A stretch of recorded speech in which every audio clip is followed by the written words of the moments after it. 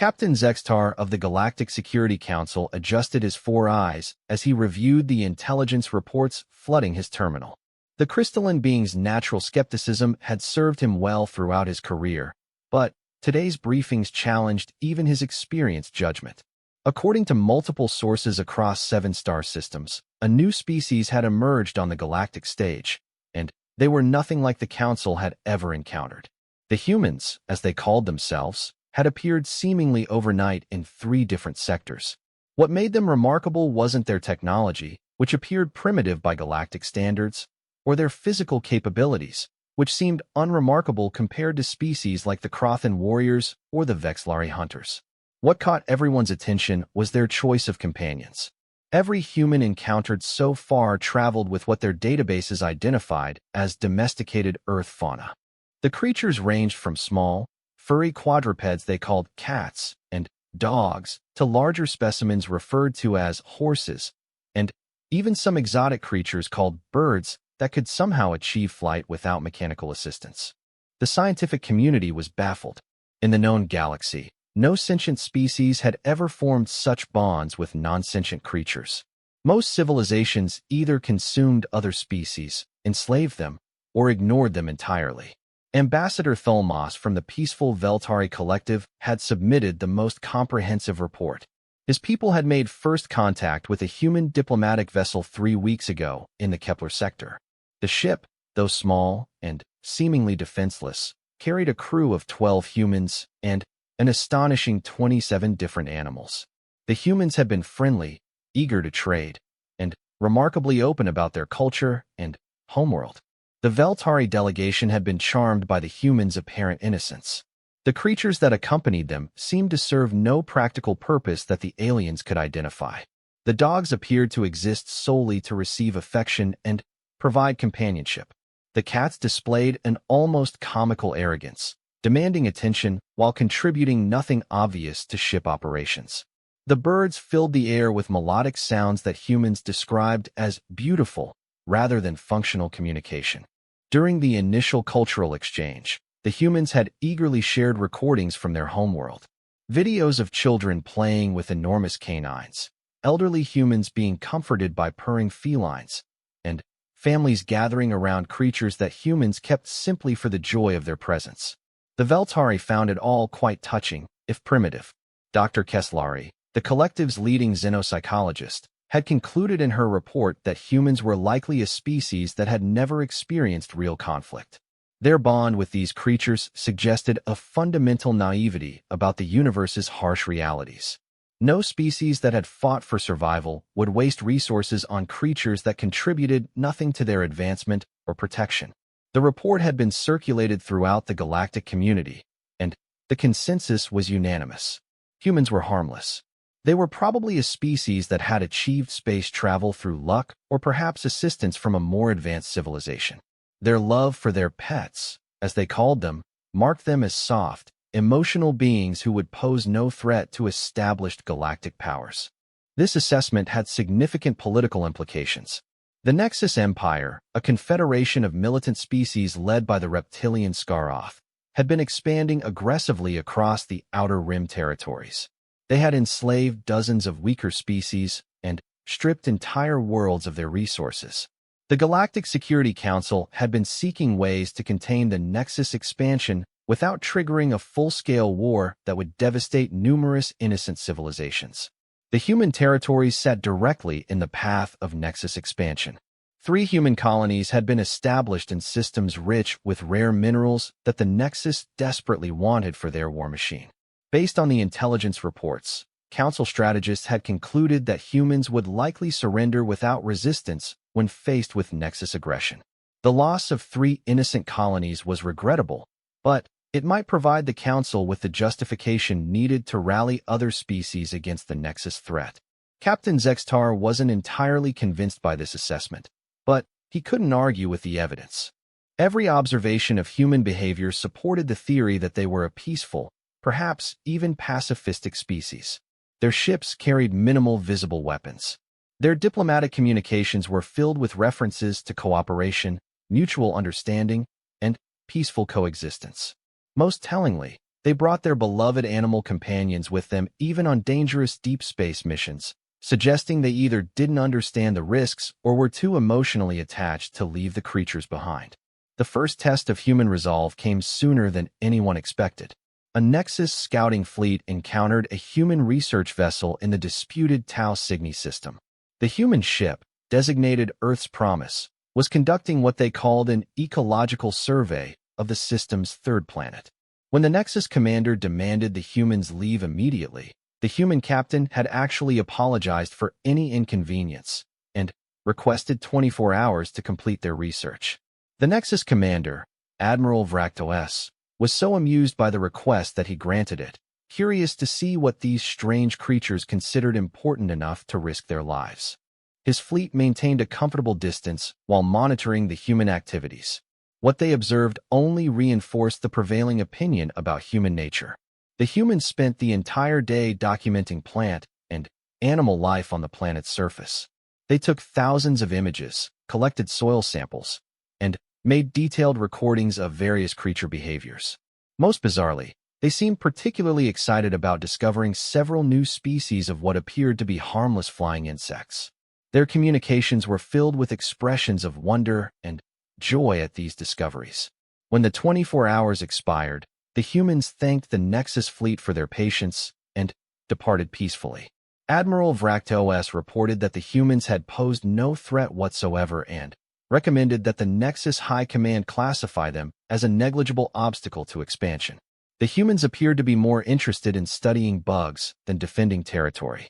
This report, combined with numerous similar encounters, cemented the galactic community's perception of humanity. They were gentle scientists and explorers, more likely to document a threat than fight it. Their animal companions served as living proof of their non-aggressive nature. What species capable of real violence would burden themselves with creatures that required constant care and contributed nothing to their defense? The Galactic Security Council made the fateful decision to write off the human colonies. They would focus their limited resources on protecting species that had some chance of mounting effective resistance against Nexus aggression. It was a cold calculation, but the Council had to prioritize. Humanity would likely become another footnote in the Nexus expansion records, a peaceful species that had been absorbed into the Empire with minimal resistance. Captain Zextar filed his own report supporting this strategy, though something nagged at him about the assessment. In his long career, he had learned that species rarely survived long enough to achieve space travel without developing some capacity for violence. Yet every piece of evidence suggested that humans were the exception to this rule. Perhaps they had been lucky enough to evolve on a world without significant threats, or maybe they had transcended their violent past so completely that they had forgotten how to fight. As he submitted his report, Zextar couldn't shake the feeling that they were missing something important about humanity. But, with 3 Nexus battle fleets already moving toward human space, there would be little time to reconsider their assessment. Within weeks, they would know for certain whether humanity was truly as harmless as they appeared, or if the galaxy had made a terrible miscalculation. The first human colony to face Nexus aggression was New Eden, a thriving agricultural world in the Perseus Arm sector. Home to nearly 2 million humans and an estimated 5 million of their animal companions, it represented everything the galactic community found puzzling about human civilization. Instead of maximizing industrial output or military capability, the humans had transformed New Eden into what they called a paradise world. General Skaroth himself led the invasion fleet, a massive armada of 300 warships that had conquered dozens of worlds. The reptilian commander expected the operation to conclude within hours. His intelligence indicated that New Eden possessed no orbital defense platforms, no military installations, and no standing army. Satellite scans revealed cities designed around parks and gardens, with humans and their animals living in apparent harmony. The Nexus fleet emerged from hyperspace at the system's edge and immediately began standard intimidation protocols. Massive dreadnoughts moved into formation while broadcasters transmitted surrender demands across all frequencies. General Skaroth expected to receive a panicked response within minutes, followed by immediate capitulation. Instead, the humans responded with curiosity. Unknown vessels, This is New Eden traffic control. You've arrived outside our normal shipping lanes. Are you experiencing navigation difficulties? We're happy to provide assistance. The voice belonged to controller Sarah Chun, a middle-aged human whose transmission included video feed showing her working alongside a large canine that appeared to be sleeping peacefully beside her console. General Skaroth was momentarily speechless. In his experience, species either cowered in terror or responded with defiant threats when faced with the Nexus fleet. He had never encountered beings who offered to help their invaders find their way. "This is General Skaroth of the Nexus Empire," he finally replied. "You will surrender this world immediately, or it will be taken by force. You have 1 hour to respond." The human controller paused, seemingly consulting with others off-screen. Her canine companion raised its head, ears alert, as if sensing some change in the situation. After a few moments, Chin responded, "General, we appreciate you identifying yourself, but I'm afraid we can't just surrender our home. This is where we live, where our families are, where our animals have their territories. Could we perhaps discuss this? Maybe there's some kind of misunderstanding we can clear up." The response baffled not only General Skaroth, but also the intelligence analysts monitoring the communications. The humans seemed genuinely confused by the concept of forced surrender. They spoke as if the invasion were some sort of diplomatic misunderstanding that could be resolved through conversation. During the hour they had been given, the Nexus monitored human communications across the planet. What they heard only reinforced their conviction that humanity would offer no meaningful resistance. Emergency broadcasts focused on moving animals to safety rather than mobilizing defenses. Evacuation plans prioritized getting elderly humans and their pets to secure locations. There was no talk of weapons, military units, or defensive strategies. Most telling were the conversations between human families. Parents were heard comforting children by assuring them that surely these visitors don't really want to hurt anyone, and that there must be some way to work this out peacefully. The humans seemed incapable of believing that another species would attack them without provocation. When the hour expired, General Skaroth received another transmission from Controller Chin. This time, she was accompanied by an elderly human male who introduced himself as Governor Marcus Webb. A small feline creature sat calmly on the governor's lap throughout the conversation. "General Skaroth, we've had a chance to discuss your demands with our planetary council," Governor Webb said. "While we can't surrender our home, we're wondering if there might be something else we could offer. Are you in need of food supplies? Medical assistance? We have excellent veterinary services that might help with any animals in your fleet." The offer to provide veterinary care to invaders struck General Skaroth as either the height of naivety or an elaborate form of psychological warfare. The Nexus fleet didn't carry animals, but the humans couldn't have known that. Their instinctive response to potential conflict was to offer help and comfort. Growing impatient with what he saw as human stalling tactics, General Skaroth ordered his fleet to establish orbital bombardment positions. The movement of 300 heavily armed vessels into attack formation around New Eden should have triggered panic in any rational species. Instead, the humans responded with what appeared to be genuine concern for the Nexus crews. "General, our meteorological teams are tracking some severe solar storm activity heading this way," Controller Chin transmitted. "Your ships might want to adjust their positions to avoid the worst of the particle radiation. We can send you our updated solar weather data if it would help." The offer was legitimate. New Eden's stellar monitoring stations had detected an approaching solar storm that could damage unshielded electronics. The humans were warning their invaders about a natural threat to their fleet's safety. General Skaroth had conquered 47 worlds in his career. He had faced desperate last stands, cunning traps, and elaborate deception campaigns. Never had he encountered defenders who offered weather reports to help protect the invasion fleet. Either humans were operating on a level of strategic thinking so advanced that it appeared primitive, or they truly were as harmless as they seemed. The decision to proceed with the invasion was made by the Nexus High Command.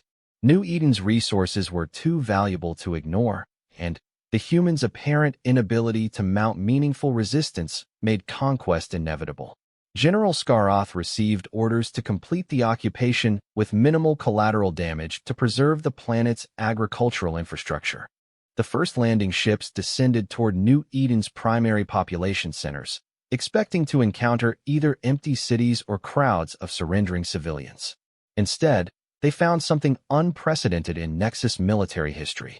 Humans had gathered in public squares and parks, but they hadn't come to surrender. They had brought their animals and were holding what they called peaceful resistance gatherings. Thousands of humans sat quietly with their pets, dogs and cats and various other creatures, simply waiting. They weren't armed, weren't fortified, and weren't trying to hide. They had chosen to face the invasion surrounded by the animals they loved, as if their presence somehow made the humans feel safer or stronger.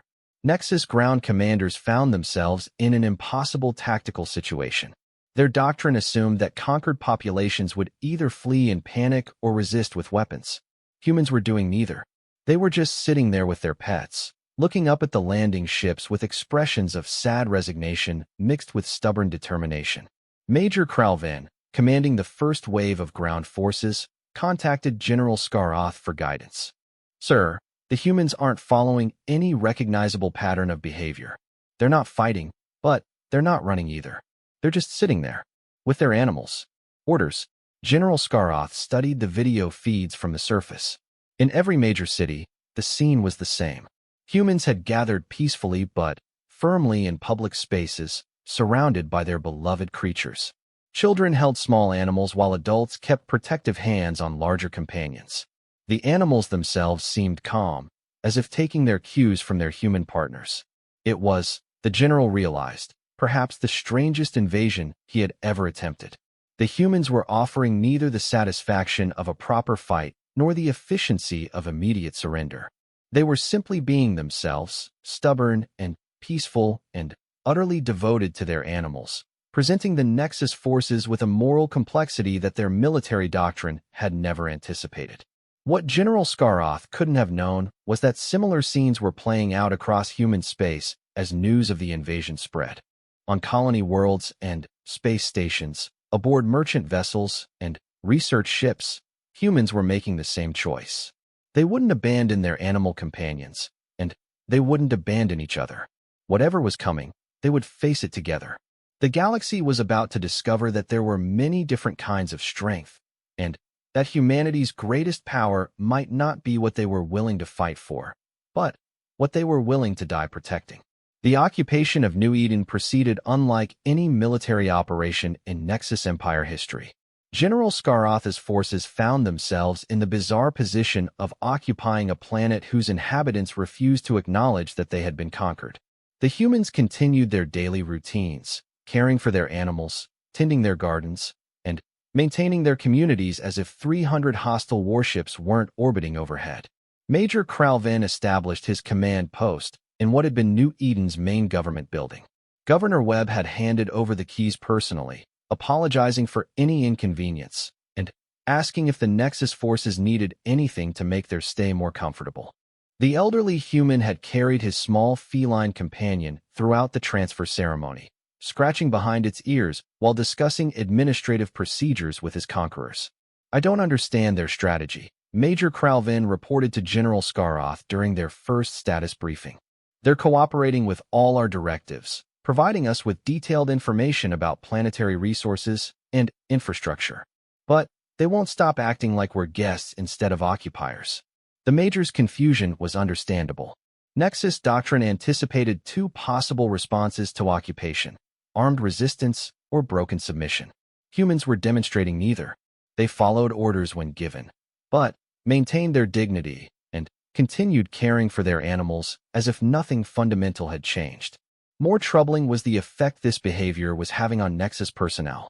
Soldiers trained to suppress rebellious populations found themselves dealing with conquered beings who offered them food, asked about their health, and worried about whether they were homesick. Several troops had reported feeling unsettled by children who continued playing with their pets in the presence of armed invaders, showing no fear of the heavily armored reptilian warriors. The first incident that hinted at hidden depths in human nature occurred 3 days after the invasion began. A Nexus patrol had been investigating New Eden's agricultural zones when they encountered a human family attempting to evacuate their livestock. The family's young daughter had been trying to coax a frightened animal into a transport vehicle when it panicked and ran toward a nearby cliff. Corporal Thexmal watched in amazement as the human father, a middle-aged farmer named David Martinez, sprinted after the fleeing creature without regard for his own safety. The animal had stumbled near the cliff edge, and Martinez had thrown himself forward, catching the creature just as both began to fall. The human had somehow managed to twist his body during the fall, cushioning the animal's impact while taking the full force of the landing on sharp rocks below. When the Nexus patrol reached them, they found Martinez seriously injured but conscious, still holding the animal protectively against his chest. His first words weren't about his pain or his injuries. He asked if the creature was hurt. The animal, apparently unharmed, was nuzzling against Martinez's face as if trying to comfort him. Corporal Thexmal found himself calling for medical assistance before he fully realized what he was doing. The sight of the human's absolute dedication to his animal companion had triggered an unexpected emotional response in the reptilian soldier. He had witnessed many acts of courage in his military career, but never anything quite like the selfless instinct he had just observed. The incident was reported through Nexus command channels, where it sparked considerable debate. Some officers interpreted Martinez's actions as evidence of human mental instability. Others began wondering if there might be more to these creatures than initial assessments had suggested. If humans were willing to risk their lives for their animals, what might they be willing to do to protect their own species? This question became more pressing when General Skaroth received disturbing reports from other sectors. 2 additional human colonies had been targeted for occupation, but both had disappeared entirely before Nexus forces could arrive. New Geneva, a mining colony with nearly 800,000 inhabitants, was found completely abandoned. Sophisticated sensors detected no human life signs anywhere in the system, but, strangely, no evidence of hasty evacuation either. The Nexus investigation teams found something unprecedented. The colony's infrastructure remained intact and fully operational. Automated systems continued functioning normally, but every human and every animal had vanished without leaving any trace of where they had gone or how they had departed. Ships remained in their docking bays. Personal belongings remained in homes. Even food was still warm on tables, as if the entire population had simply ceased to exist mid-meal. Even more mysterious was the discovery at New Geneva's main spaceport. Nexus technicians found what appeared to be a memorial garden that hadn't existed in previous intelligence surveys. Thousands of flowering plants arranged in intricate patterns surrounded a simple monument bearing an inscription in human script, for those who trusted too much in the goodness of strangers. The message sent chills through the Nexus command structure. It suggested that humans possessed capabilities they had kept hidden, that their apparent helplessness might be a facade concealing far more dangerous abilities. If they could make entire populations disappear without leaving evidence, what other surprises might they have prepared? General Skaroth convened an emergency session with his senior staff to reassess their intelligence on human capabilities. The evidence was conflicting and confusing. On New Eden, humans continued displaying the same peaceful behavior that had characterized all previous encounters. They cared for their animals, showed kindness to their occupiers, and seemed incapable of deception or aggression. Yet 2 major human populations had vanished completely, leaving behind subtle but unmistakable messages suggesting that humanity possessed resources the Nexus Empire had never suspected. Either they were dealing with 2 completely different human subspecies, or there were aspects of human nature that only emerged under specific circumstances. Commander Velsak, the fleet's intelligence officer, presented his analysis with obvious nervousness. "General, I believe we may have fundamentally misunderstood what we're dealing with. The humans' relationship with their animals isn't a sign of weakness. It's a demonstration of their capacity for absolute loyalty and protection. If they're willing to die for creatures they consider under their care, what might they be willing to do to protect their own colonies?" The question hung in the air as reports continued arriving from across human space. More colonies were going dark, not through destruction but through inexplicable evacuation. Each site left behind similar memorial gardens and increasingly pointed messages. The most recent, found at the abandoned research station Kepler 7, read, "Even the smallest creature deserves protection. We have learned this lesson well." General Skaroth realized that the Nexus Empire might have made a serious error in judgment. The humans' love for their animal companions hadn't made them weak. It had taught them something about protection, about loyalty, about the lengths to which one would go to defend those under their care. And humanity had apparently just expanded their definition of those under their care to include their entire species. As night fell over New Eden, General Skaroth watched through his command center's viewing ports as humans throughout the occupied city continued their evening routines. Parents tucked children into bed alongside sleeping pets. Adults sat in gardens with their animal companions, looking up at the stars where their fellow humans were apparently mounting some form of resistance. The humans on New Eden showed no signs of knowing about the evacuations in other systems. They continued treating their Nexus occupiers with polite cooperation. But General Skaroth was beginning to suspect that humanity's greatest strength might not be their capacity for violence, but their ability to inspire absolute loyalty in others. The question that now haunted him was whether that loyalty might extend beyond their animal companions to include other species who earned their trust. And what might happen if the galaxy's other civilizations learned that their assessment of human harmlessness had been catastrophically wrong?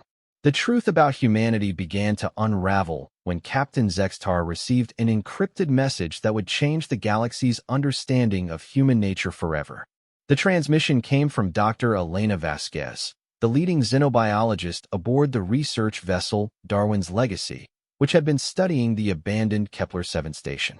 "Captain Zextar, I believe we have critical information about the human situation that requires immediate council attention," Dr. Vasquez's message began.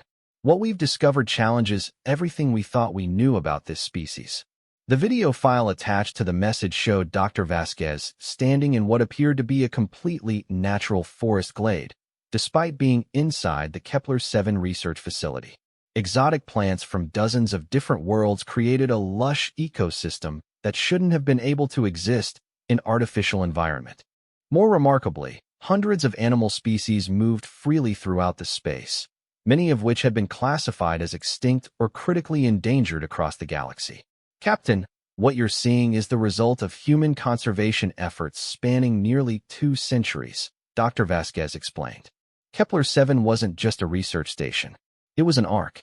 The humans have been secretly relocating endangered species from across the galaxy, studying their needs, and preserving them in hidden sanctuaries." The implications hit Captain Zextar like a physical blow. The intelligence reports that had characterized humans as harmless animal lovers weren't wrong. They were incomplete.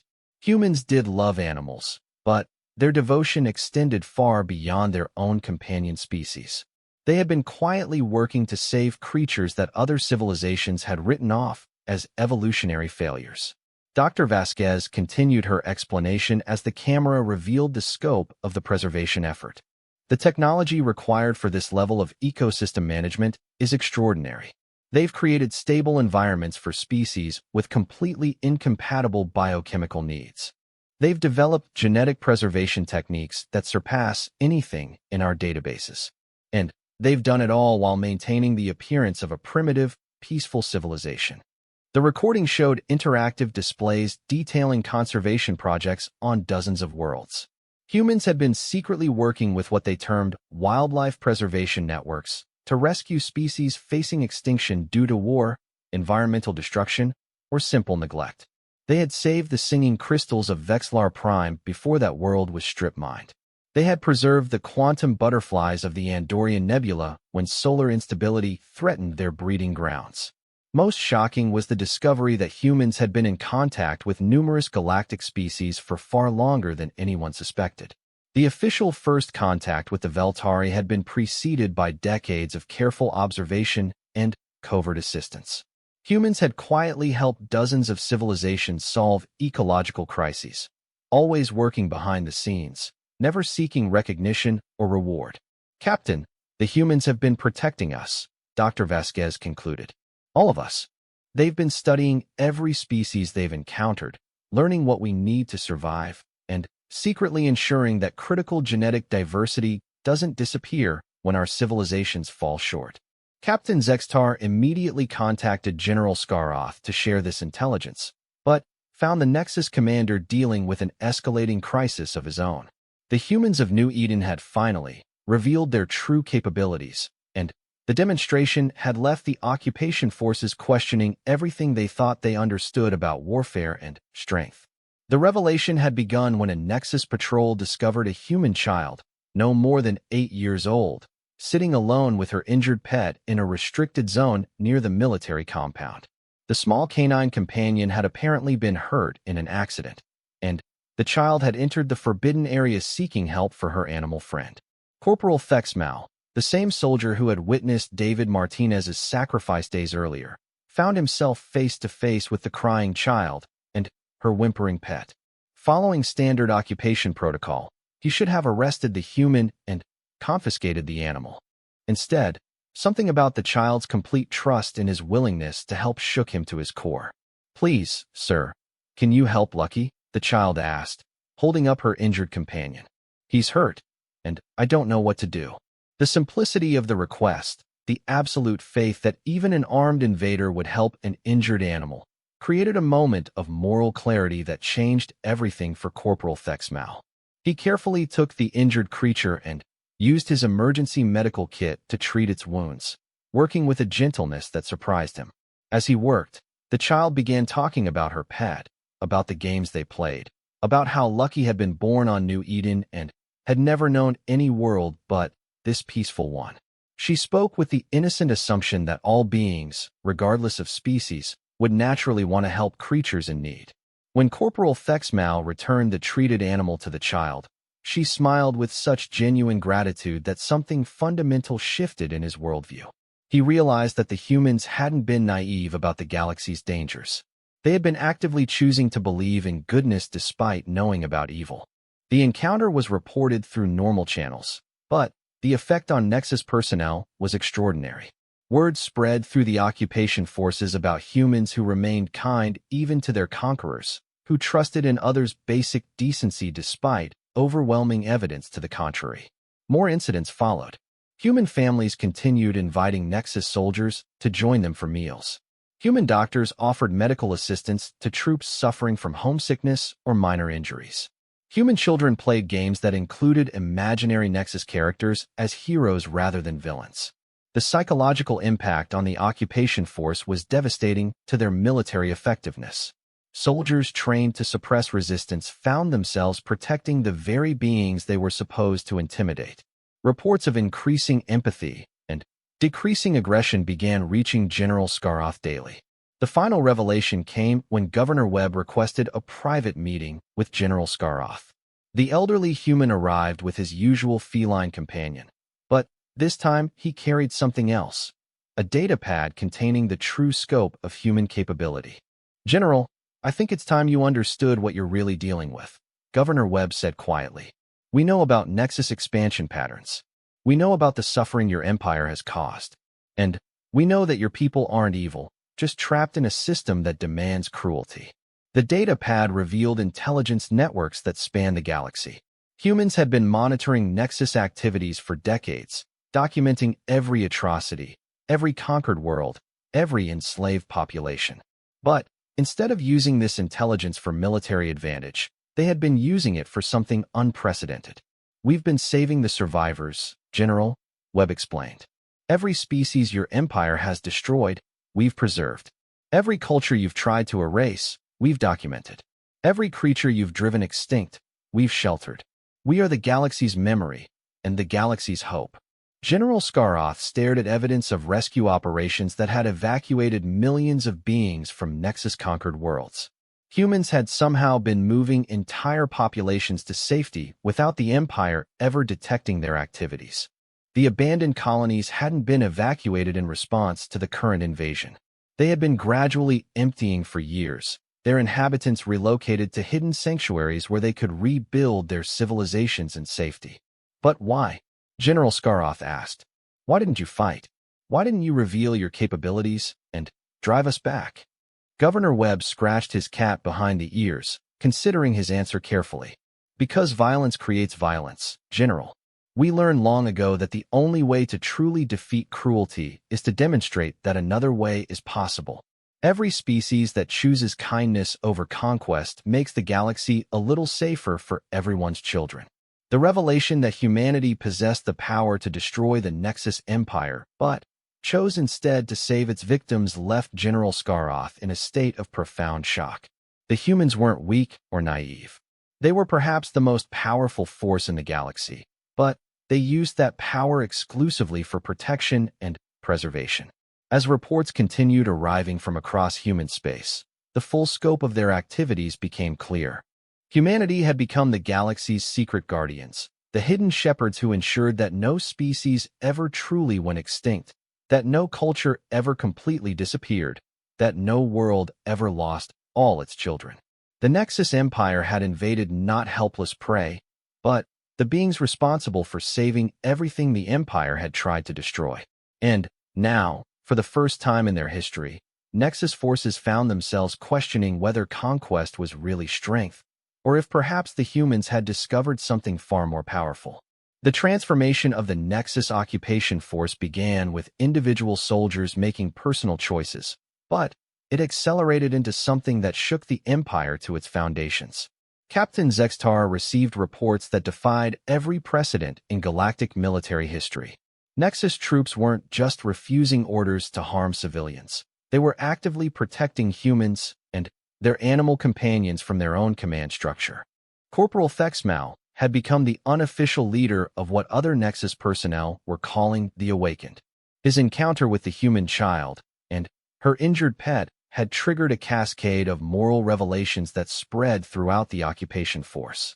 Soldiers who had spent their careers following orders without question were suddenly asking themselves why they were threatening beings whose only crime was showing kindness to creatures under their care.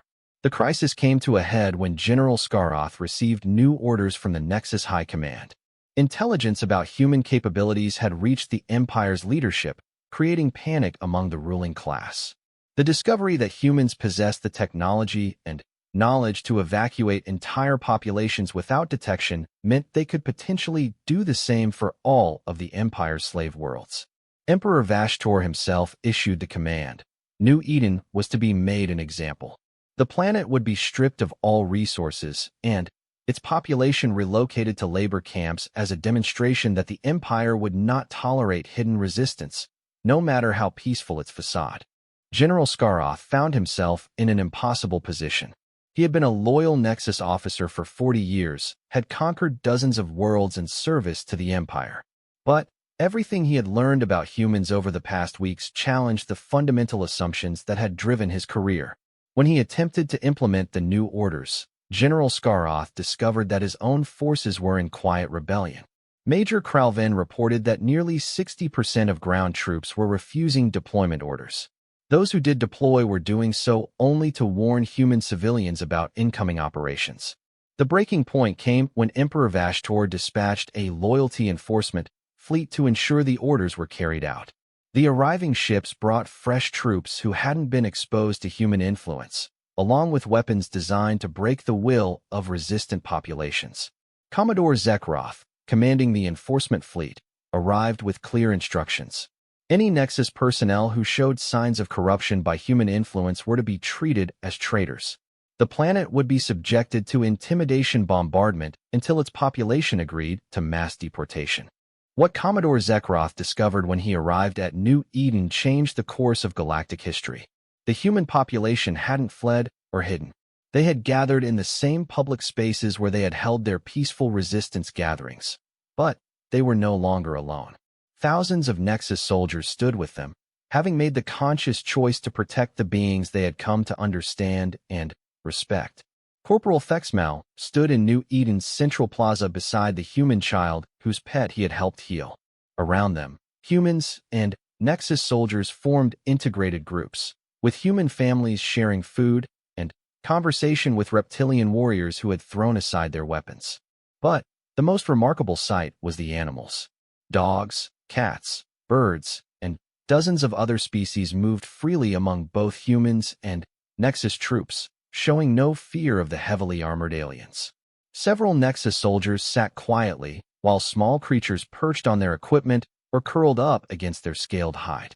When Commodore Zekroth demanded an explanation for this unprecedented breakdown in military discipline, General Skaroth found himself giving an answer that would have been unthinkable weeks earlier. "Sir, we have discovered that the humans represent everything the Empire claims to be fighting for," General Skaroth reported.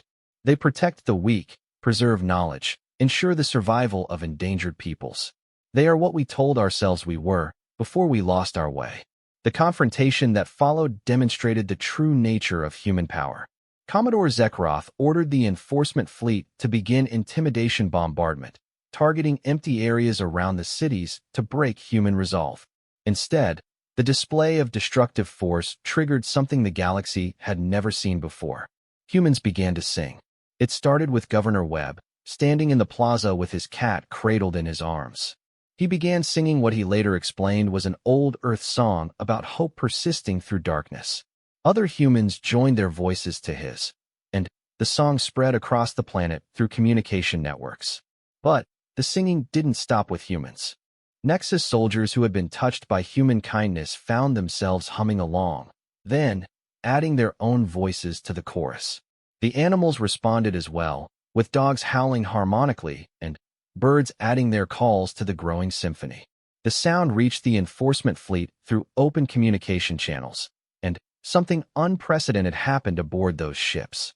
Fresh troops who had never encountered humans directly heard the voices of their comrades singing alongside the beings they were supposed to suppress. Commodore Zekroth found his own bridge crew listening in silence to the planetary chorus, and he saw something in their expressions that terrified him more than any military defeat. His soldiers were hearing an alternative to the empire they served, a vision of what their civilization could become if it chose cooperation over conquest. The moment that changed everything came when Captain Zextar's voice joined the transmission from the Galactic Security Council. The crystalline being had been monitoring the situation, and his message was broadcast across all Nexus frequencies.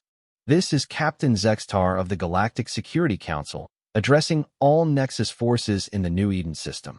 You have a choice to make. You can continue serving an empire built on suffering, or you can join the species that has been secretly healing the wounds your empire has caused."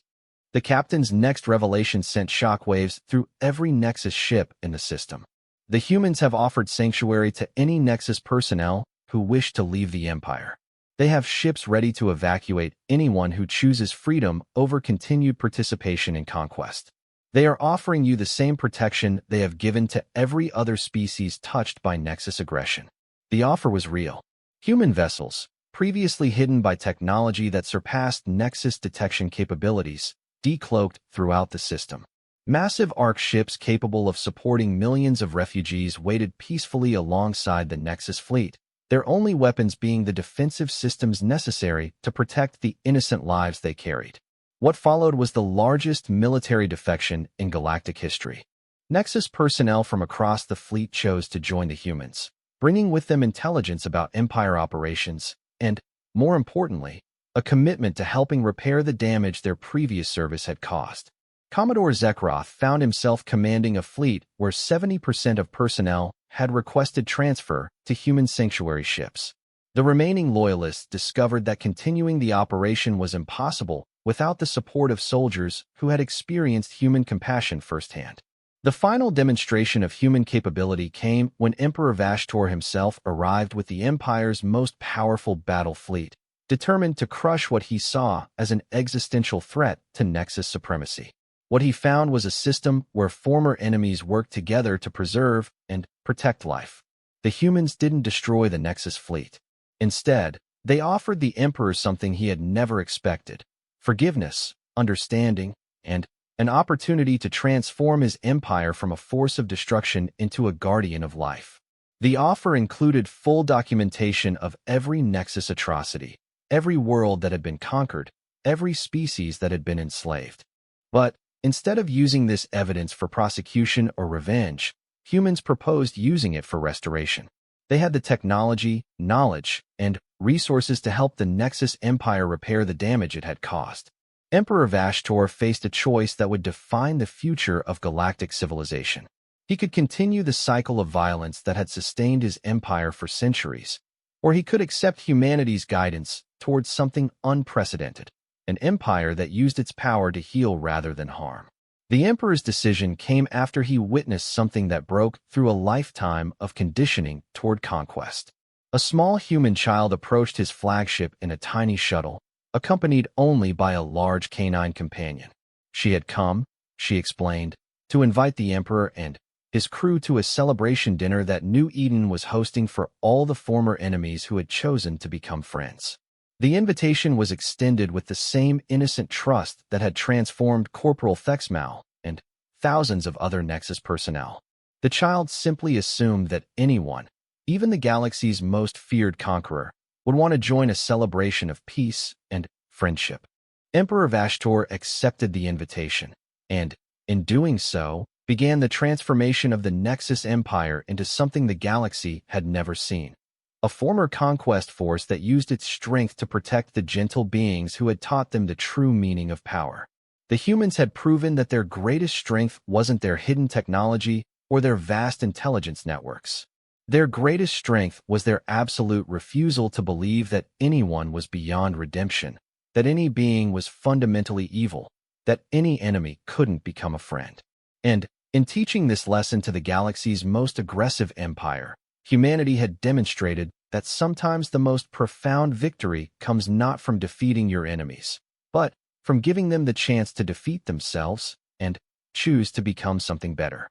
The galaxy would never again mistake compassion for weakness, or assume that those who showed kindness to the smallest creatures were incapable of changing the fate of civilizations.